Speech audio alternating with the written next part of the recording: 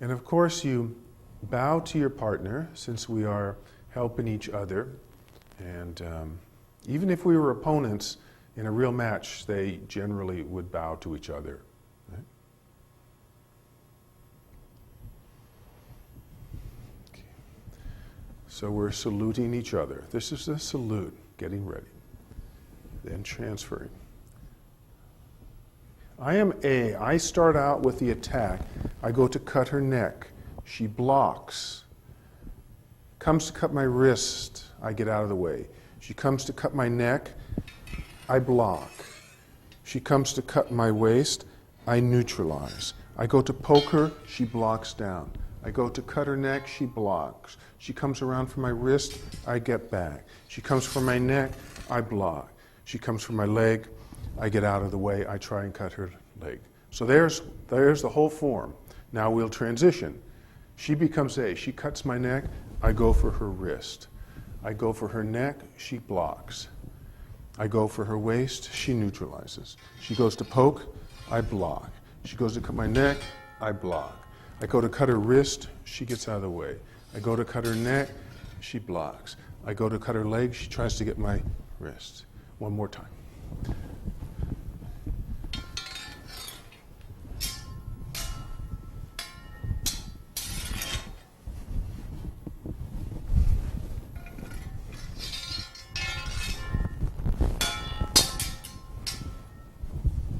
And then we just come to a little close.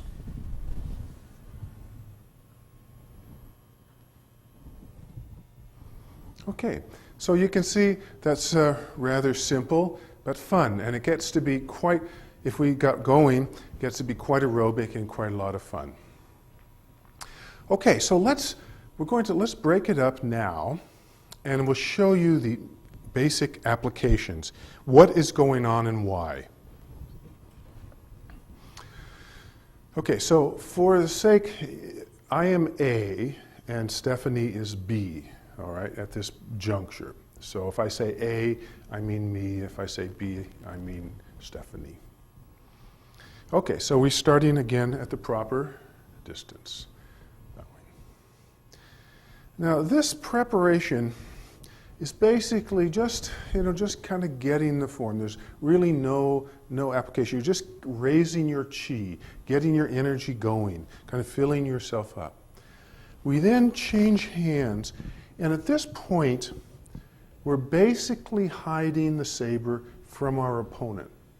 Now we do this quite a lot.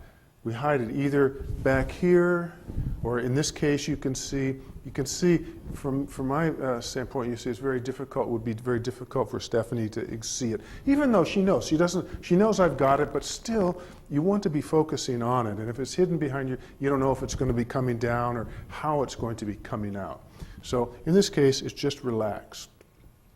Now, my first move, I'm starting the aggression. Now, if Stephanie doesn't do anything, what I'm going to do is I'm going to make this big sweep around and cut her neck. Now, the neck was a very vulnerable spot. They didn't have much in the way of protection for the neck, armor, because that would make it very difficult. They couldn't turn. So there's quite a lot of things for the neck. Now, in my first move, you see, I swing around to gain a momentum. I could just, cut down, but it wouldn't gain as much momentum as swinging around and cutting down through. This movement could definitely sever many of the tendons and blood vessels, and even just decapitate. So it's a very strong movement. Okay, so as I go to do this, Stephanie's the major thing she's going to do is get out of the way. You see? Now, if you notice what she's going to do, as I do this, she steps to the side.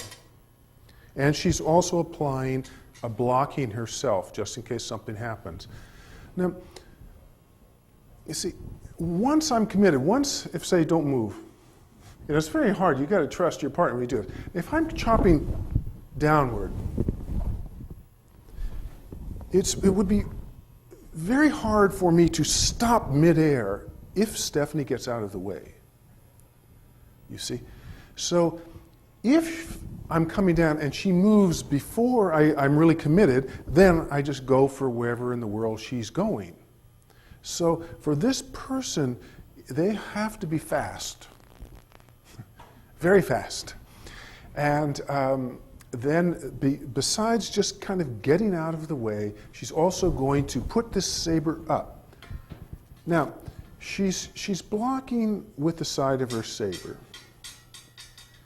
She's applying, so if you hold this, you see this structure is very strong because this could be coming down quite, and this is supporting her. So she has this sort of a nice triangle here. And of course, it's at about neck level so that, you see, it wouldn't do her too much good if she did it down here, right? So that's her space. Okay, so if we go back here.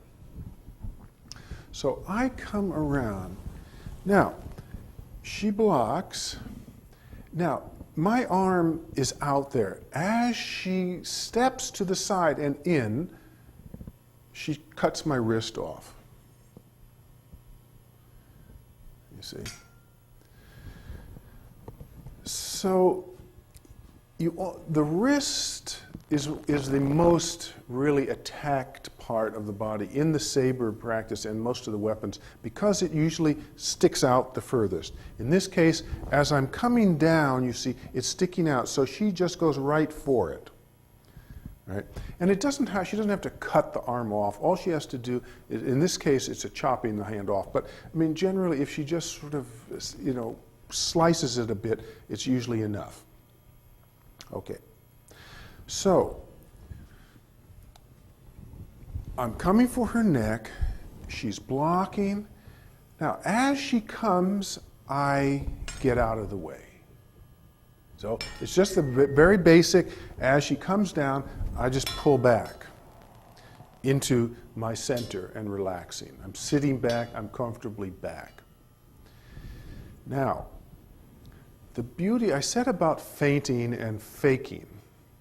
So you'll see here, now, if Stephanie was using a feint in this case, or fake, as I come down, she fakes towards my arm. I get it out, and she just immediately comes up and walks right through the next layer, which is the top layer. You see? So here we've gone through changing levels, the first big change of levels. So here she's at the middle level. Then, as I get it down, she comes to the upper level and walks right through. Now, this is one of the principles of the saber and any weapon and Tai Chi in itself. As much as possible, we step in. You see it right here at the very first. When I go, Stephanie's stepping inside my saber. Now, it's very difficult for me to cut her because I have to come back somehow to get her. So as I withdraw, now she just walks past. She's past me. Very difficult for me to deal with.